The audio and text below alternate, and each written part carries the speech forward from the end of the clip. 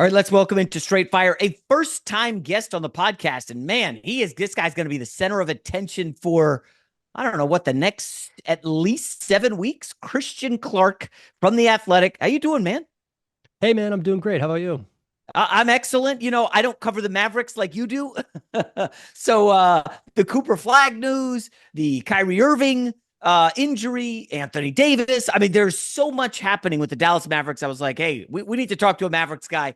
And first of all, talk me through the draft lottery on your end. How did that go? Well, I actually stayed home. I'll give you a little peek behind the curtain.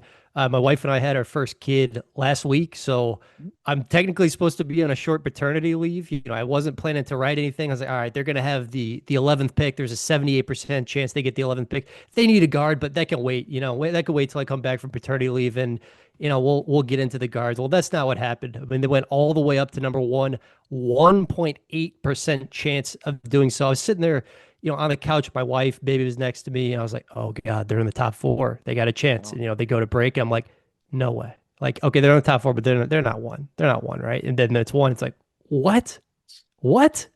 Wow. So was the wife excited or more perturbed that now you have to work? You guys got a 1 week old baby. That's crazy. Congrats, obviously.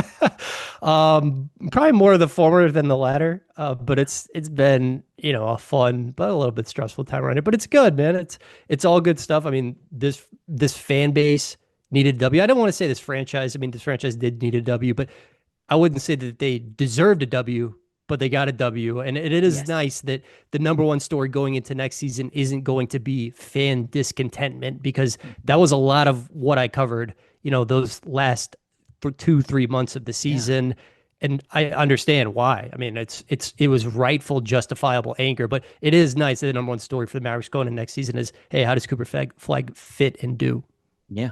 Well, let's back up before we just dive into the roster and all that fun stuff. Let me ask you, what have your dealings with Nico Harrison been like? I mean, he's kind of a mysterious figure. He's well known, but he doesn't speak a lot. How is he with the media? I mean, have you had interactions with him? I mean, I know it's been a tough go, and I'm sure he's shutting things down, but just talk to me what it's been like before and after the trade. Yeah, so I mean, I grew up in the Dallas Fort Worth area. Grew up a Mavericks fan. Was a senior in high school when they won the championship in 2011. So this is a team that meant a lot to me. And then I decided to pursue sports media professionally. Covered the Pelicans for 5 years for the newspaper in New Orleans. So I saw a lot of S shows. Well, I get here in December and I'm like, all right, they got Luca, like they're going to be competing for championships. Going into Christmas, they're 19-10. Number 4 offense, number 11 defense, like all the signs of a contender. Luka gets hurt, Nico trades him, and it just gets weird. I I'm not going to pretend like I know Nico that well. Okay. I don't really have like that much of a rapport with him, but I was there in Cleveland. One of the people asking him questions the day after he made the move. I was a part of that small round table at the American Airlines Center. I was at his availability at the end of the season when they finally opened it up to all the media. I would say here's what's interesting about the Mavericks. There's not that many people who actually know what's going on. Nico keeps a very tight circle. I would say there's about 4 people who actually knows what's going on. So if it gets out, Nico's going to know one of these people leaked it, and those people don't leak a lot. Gotcha. So when you arrived there, did you get any sense at all that there was like some acrimony between Luca and his camp, and then the internal? I'm sure you've read all the stuff that's come out, and probably written a bunch of it too yourself. But it feels like this has been building for a while, or at least the trade had. I definitely didn't grasp the extent to which Nico Harrison was frustrated with Luka Doncic. And there was a story I did, with a couple of other writers at the Athletic right after the trade. It was the idea was, who is Nico Harrison? And one of the things in there is this guy is obsessed with nutrition and fitness. Like, he will quiz just people in his life. What did you eat today? Are you eating healthy? And I just think that his idea of what greatness looks like is different than Luka Doncic. Like, Luka Doncic is, I think, doing a lot of stuff that normal 25-year-olds do. Like, maybe not the best diet in the world all the time. Maybe likes to have a beer every now and then. I mean, that's what I like to do when I was 25. And I just think Nico looked Yeah. at that and he was like, okay, well, are his habits going to change if we pay him $350 million? I wouldn't have moved him. I wouldn't have done it. Yeah. But if you're going to do it, you have to get everything. And that was really like the biggest failing. It's like they didn't maximize the return for, this guy who's one of the best young players ever. To me, Nico has acted like, well, this was just business, nothing personal. But it's hard not to look at this and be like, oh, his feelings got involved here. Definitely, yeah. So it's weird because Cooper Flagg seems to fall into that bucket of, oh my gosh, this guy's a workout warrior, insane work ethic all around. I mean, I believe he's 19 years old, just super young and talented. This could not have been better. And remember, Nico was kind of crushed for not getting more draft picks or Austin Reeves or whatever in the deal. And now he gets the number one pick. So I'm assuming the vibe has changed somewhat around the team and the fan base and everything in Dallas. I think a lot of the fan base is still pissed. And Oh, it's, yeah, I would say it's still pretty divided. I mean, look, I would say there are prominent Mavericks fans even today calling for Nico Harrison to be fired. I don't think he's going to be fired, before the start of next season. But I would say it's not unanimous that it's like everything's forgiven wow. now. I think in time, things will smooth over a little bit. I don't think we're going to see, the vitriol next season that we saw last season, but it's still a divided fan base right now. Hmm. Everybody thinks like, hey, they're gonna keep Cooper Flagg, but I don't know. Nobody has any idea, like you said, what this guy's gonna do. So I would say I think they are going to keep Cooper Flagg. Oh, I think others have reported it. I believe it to be true just from checking into people. Like they're going to take Cooper Flagg with the number one pick. And one thing I'll say here is that the Mavericks have a relatively newish majority owner, Patrick Dumont, is connected to Sands Corp. Mark Cuban, was obviously the Mavericks majority owner for a long time before, Dumont and Sands took over. Patrick Dumont is looking at this like, this is my reading of it. I think he knows in his heart of hearts, we screwed up the Luka thing and I cannot allow that to happen again. And we have to think long term here. So I, mm. I believe that the Mavericks are going to make this pick and take Cooper Flagg. So you don't think there's a world where they decide, hey, if we can get Giannis, now that's the problem. I'm trying to craft trades, and the salaries have to match, and all this second apron nonsense. It seems like it's going to be kind of sort of difficult without getting a third team involved to get the salaries to match, unless you're coming off Kyrie Irving, and nobody's going to want Kyrie coming off an Achilles, or parting ways with Anthony Davis, who Nico seems to love. So I mean, you never want to say never, but are you of the belief that Giannis will not be in Dallas next season? Yes, I am of the belief that Giannis will not be in Dallas next season. I think it's going to be Kyrie and AD and Cooper Flagg at that rookie salary slot. I think it's just going to be the two-star model in Dallas with, Nico trying to put the right pieces around them. See, the toughest part of that, and I read your piece, is that Dallas is going to be going into next season, because Kyrie had the injury. Obviously, he's out probably until the All-Star break, maybe longer. I don't know. They have one healthy point guard on the roster, and that is a gentleman by the name of Brandon Williams. Is that the kid from Arizona? That is the Brandon Williams from Arizona, who was on a Yeah. two-way deal for most of last season before getting bumped up to a standard deal in March. He's got some game, but it's still like Come that's on. the only point guard who's going to be healthy at the start of next Well, season. wait a second. Can Supermax Christie, can he toggle between point and, or is he just strictly like a slasher wing? I look at him as more a two than one. I mean, I guess if you're in a pinch, he could do it. But I look at Max Christie, I look at Jaden Hardy. Those guys to me, they're more shooting guards than point guards. I guess we're in this positionless era, but that's just the way I look at it. Yeah. So the roster construction with AD, Gafford, who only has 1 year left on his deal, and Derek Lively, and you add Cooper Flagg, that's essentially four bigs in what I believe to be a guard wing era, with the exception of, Jokic, obviously. Does that even work? I mean, they're going to have to do something, right? They're going to have to get creative with Gafford, Washington. Somebody's going to have to move, right? So I think you're looking at the next move right now. When you look at the Mavericks roster, they have a ton of talent in the front court. Last season, an idea behind the Anthony Davis trade was we'll put him at power forward next to one of our centers, Derek Lively is second or Daniel Gafford, and we're going to bump PJ Ford, probably more of a four down to the three, down to small forward.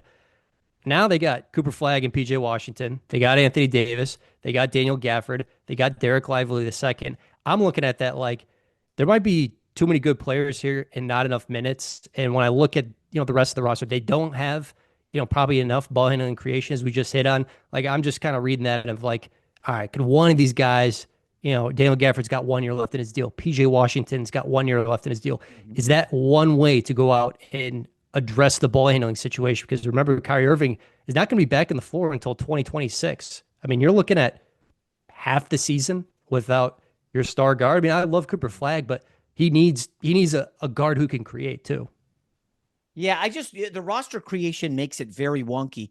Um, do you think that they're going to be active this summer, or has Nico, you know, kind of said we're just going to keep Cooper Flag. We love what we got. We're not gonna mess around. So I mean, look, they're gonna. I believe they're gonna draft Cooper Flagg, but I mean, active is Nico's middle name. I think I'd have to double check this in Basketball Reference, but I believe he's made 16 trades since he became the Mavericks general manager in 2021. There's one player who's still on the roster from when he took over. That's Dwight Powell, Hmm. who's like your fourth big man. It's possible we're going into the next season with no players on this team who were there before Nico. Um, so yeah, I mean, the guy loves to do trades. He'll trade anyone. No one's safe. We learned that in February. What do you make of Klay Thompson's first year in Dallas? I know you said you arrived in December, but like I don't know, just obviously the injuries have taken their toll on him, and he didn't get too many games with Kyrie and Anthony Davis, if any. I'm just curious your thoughts on Klay Thompson. Does he fit with this team with all these bigs and no point guard? I think that he does because they're still pretty reliant on his 3-point shooting. I mean, I like one of the stats to know from the Mavericks last season is after they sent Luke out and it was Anthony Davis for those last 10 games or so, I believe they were last in the NBA in 3-point attempts, 3-point percentage. They were super low and threes. So, this is a team without Luka that just does not have a ton of outside shooting. It's obviously something that Klay does. I was impressed by what he did last season. I mean, he just kept playing through all the BS. I mean, he signed up to play with Luka and Kyrie and compete for a championship. Like, I think the thing I love about Klay is that he's accomplished so much. He has nothing left to prove, and he still wants to win so badly. They were at points last season because of health and bad trades. They had like 7 active players for some games, 8 active players. Like I was in San Antonio in March, and they're fighting for a play-in spot, and Klay Thompson is one of those guys. He's with a bunch of two-way guys out there. They're grinding out a win over the Spurs in March when they've got 7, 8 active players. Like, say what you want about, hey, he's not as athletic as he was after 2 major surgeries all these seasons in the league, but I mean, guy wants to win. That's the thing I admire about him. A rank for me going in. Well, I guess going into the offseason, most interesting teams in the state of Texas: the Dallas Mavericks, the San Antonio Spurs, who have the second pick, which, I mean, come on, give me a break. And Wemby obviously coming back. And the Houston Rockets, who made the playoffs and appear to be the front runners in the Giannis sweepstakes. I mean, that's a tough one. Texas basketball just got fascinating. I don't even know how you'd rank that. And we just talked about, hey, I don't think Giannis is going to be a Maverick. Maybe I'll look foolish, but that's what I truly believe. I mean, if I had to pick 2 teams I do think he'll be on, I think it would either be the Rockets or the Spurs. Mm. I mean, these teams have draft assets. I mean, the Rockets in particular, ton of young talent that they could put on the table. And if you're the Bucks, I mean, how do you value Harper, right? I mean, the Spurs have the number 2 pick. Like quietly, they've had incredible lottery luck in the past few years. Not just Yeah. Wemby, but Castle, this number 2 pick. I mean, how do the Bucks value Dylan Harper? Because if they think he's going to be a stud, it's like, okay, that's something to think about. Yeah. Like, do they do I they think think Ace that Bailey's Dylan almost underrated. Harper is going to be better than like Reed Shepard or Amen Thompson? I mean, Amen Thompson is so good that He looks like awesome. Houston would, not want to do that. But it's like I kind of wonder what Milwaukee's thought process is of like Harper, Shepard, Amen Thompson. How do they feel about all those guys? Yeah. So you said you covered the Pelicans for 5 years. Was AD there or had he left? I started right after the Anthony Davis trade, right when they got Zion. I did the entirety of the Zion era up till December. Interesting. So Cooper Flagg, we had this fun debate on the pod. Who had a better first year at Duke, Zion or Cooper Flagg? And I thought Zion probably won the highlight portion of it, but statistically, it appears Cooper Flagg was better. I loved Zion coming out. I didn't know he would, just eat his way out of the league and being a superstar and mess around off the court. I'm just curious. You saw that up close? Can Zion be salvaged at this point? Oof. Wow, you have That's to a great think about question. I don't think it can be salvaged in New Orleans if it's ever going to it. get better. I think that he's going to need a change of scenery. I mean, that's just my honest opinion. It did raise my eyebrows that he was the team's representative at the draft lottery on the stage because there have been a ton of smoke of, hey, Pelicans ownership is done with this guy. They want to move on from him. That was at least an attempt from the Pelicans to say, not so fast. We'll see. I still think there's a good chance he could get traded this summer. I think it's possible. It's salvageable, but I mean, the off the court stuff is just not great. Yeah. That's the thing that shocked me too. I thought like Cooper Flag, the word everyone uses is intangibles. Like this guy's got a great motor, he's got a great work ethic. People thought that about Zion coming out of the draft They too. did. Like great kid, hard worker. Coach K loves him. I mean, this stuff is hard to predict, but it's kind of crazy that we thought this stuff about Zion. It's like that's just not what it was. He got the money, and then he that was kind of enough for him. I don't think there How was. was yeah? Go ahead. How was he to cover? He's a very nice person. He honestly is. I just think he, like many young men, makes some bad decisions from time to time. I made Um, many. Yeah. and I mean, look, he is a physical anomaly. It's like an SEC defensive lineman shaped guy should not have a 50-inch vertical. And it's like you can do all these things to try to prevent Yeah. injuries, and he could be doing a whole lot more. Like, don't get me wrong, there's a whole lot more he could be doing. If I was him, I would get on like the Gavon Looney, I'm doing hot yoga 6 days a week train. Like I think he needs to be all in on flexibility and everything. And I think he doesn't do that and he'll never do that. But at the same time, it's like he could do all this stuff, and it's like there just shouldn't be a guy built like that who can jump as high as he can. Yeah. And I brought up Zion because this whole like who's the face of the NBA. I largely think it's goofy, but there is something to, hey man, international players have taken over this league. Jokic, Giannis, Wemby, on and on. They're all winning the MVP awards, and Luka, best player in the league, whatever. And the American players have largely, John Morant supposed to have next. He's been a disaster off the court. Zion Williamson, same deal. I'm wondering, is it too much of a burden to put that on Cooper Flagg at this age? Man, it's like I'm looking at Anthony Edwards right now too. I know he said in the past he's like, I don't want it, but it's like maybe it's yours. Maybe it's yours. I mean, Well, he's also had some issues off the court. You know that. he has. But he plays, and he can't miss talent. I mean, they might go to the finals this year. I mean, they might be like this might break in a way where it's like Anthony Edwards is an NBA champion at what is he, 24 years old or whatever he is.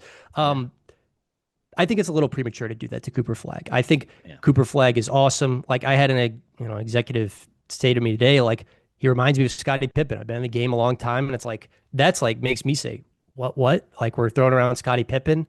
Wait, in a good way or not great? Oh, good. Yeah. I mean, I think to me, that's super high praise. Really?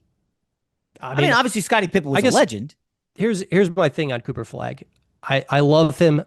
Let's see how refined and polished the offensive game is. Like, I think he's going to immediately contribute to winning, but like, can he be your primary creator on the offensive end? I don't think right now, maybe in time he can, but I guess that's my question mark about him, because it's like Luka can be your offensive engine and get you to the finals. That's proven, right? Like, I mean, I'm curious your thoughts on this. Do you think Cooper Flagg can be that guy right now, or do you think he can in time of just be, the offensive engine on a team that gets to the finals? Okay, so this is where the discussion gets complicated because, like, all right, Cooper Flagg at 18 obviously cannot, right? I would agree with you. I don't think he can be that. But my counter to you would be, well, did we see Giannis at 18? Could he do that? Of course not. Jokic at 18? No way. And like, I like to look at guys as not what they are, but what they can be. And like, I hear your Scottie Pippen, and that's great that the executive thinks that. I saw the measurables are similar. I don't know. I see kind of a Kevin Garnett, and people are like, oh, Jason, you're crazy. And I'm like, well, remember when Kevin Garnett came in, he was rail thin. He was, not really offensively polished, but he had that motor and the drive and the desire and the tenacity defensively, and he became an MVP and a champion. And that's the more of the track I see Cooper Flagg on like a Mm. Kevin Garnett type track than Pippen's more of a. I don't. Do you remember? You're a young guy, man, right? So Scottie Pippen came in the league and he was like, okay, he's all right. He's a decent sidekick. And then playing alongside Jordan, he became a star and on his own was a star. But My yeah, comp as a younger guy is San Antonio Kawhi Leonard. That's what I see the most. for And I Cooper. see I yeah for Cooper. And I Ooh, see I nice. see why people think a little Kevin Garnett, especially the intensity, the ferocity as a competitor. I totally see that. But I see like younger Kawhi Leonard in San Antonio. Interesting. And when people hear that, they're going to be like, "Oh, come on, Kawhi Leonard. Geez, no way." I'm like, guys, I know people said Cooper folded against Houston. It wasn't totally on Cooper. The team let him down. The coach was terrible. Sorry, John Shire. But the reality is, like, Kawhi Leonard didn't get to the Final Four in college, and he was, I think, a sophomore or junior at San Diego State. It's just weird when people mention Flag. They need to remember he's, I think, still 18 years old now, currently, right? Turned 18 in December. I mean, he was 17 at the start of that college season when those clips were going around of him, on Team USA's select team, kind of the Team USA JV team that played against the Team USA team that won gold in Paris. Like he was 17, pulling up at Anthony Davis's grill, splashing threes, outrunning Yes. everybody, sick putbacks. Like he was wowing people at 17, against the best of the best. Yeah. By the way, we could wrap up with this. Like, what kind of availability will you or any reporter have with Anthony Davis? Or since the season's over, is it just like, hey, we'll see you in training camp? Because I would love to hear AD's thoughts on playing Cooper Flagg. I could probably dig up quotes from that, but I totally forgot about that. Flagg went toe to toe with him. I would love to get that perspective too. I think, something I'm going to try to work on this summer is just get some guys who are on that select team. And if I can, Team USA select might be a little bit easier. It might be easier to get like Trey Murphy than Anthony Davis. But yeah, I would love perspective from guys who were in the gym, during that time last year in Las Vegas, because he clearly made an impression. And I mean, the guy's special. The thing I love about him most is just the motor. I mean, like Mm, when he injured his left ankle in the ACC tournament, when I saw that, I was like, that looks horrific. He's not going to play in the NCAA tournament. Like he's a number one pick. Why would you come back? And it's like, yeah. not only does he come back, I mean, he killed during the tournament. Yeah. That said a whole lot to me. Of he comes back quickly. I think 8 days from that awful left ankle injury and killed in the tournament. Yeah. All right. Christian Clark, great stuff. The Athletic covers the Mavs. Congrats on the new baby. And just my only piece of advice, not that you ask for it or need it, just listen to the wife. It's the easiest way to do that. I can do that. I can do that. Yeah. All right, man. Take it easy. Thanks, man.